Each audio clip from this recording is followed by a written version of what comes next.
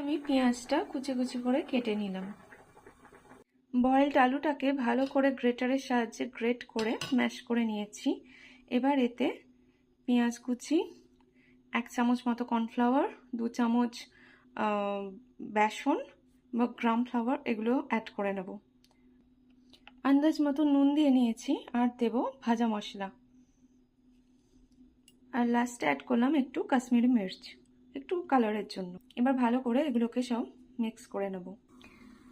এবার 2 হাতের তালুতে তেল নিয়ে টিক্কিগুলো করে নিয়েছি।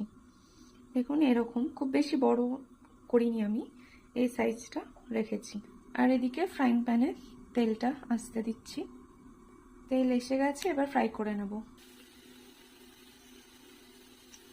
ফ্লেমটা মিডিয়াম রেখেছি। টিক্কি ফ্রাই হতে হতে আমরা দইয়ের চাটটা বানিয়ে নেব। তো তার জন্য দই নিয়ে নিয়েছি 1 চামচ মতো। এবার এতে ভাজা মশলা দেব, একটু দেবো চাট মশলা আর বিট নুন আর সামান্য জল।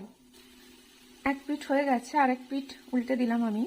এদিকে আমার দইয়ের এই ডিপটাও রেডি হয়ে গেছে। এরকম হবে কনসিস্টেন্সিটা।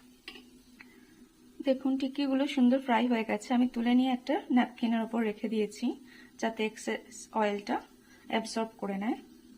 আর গার্নিশ করে নেব।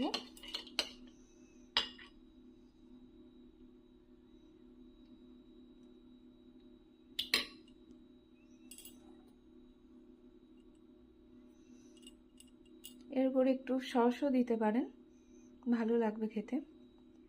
তাহলে এনজয় করা যাক। দেখা হবে পরের একটা নতুন ভিডিওতে। ভালো লাগলে লাইক করে চ্যানেলটা সাবস্ক্রাইব করে নেবেন। বাই।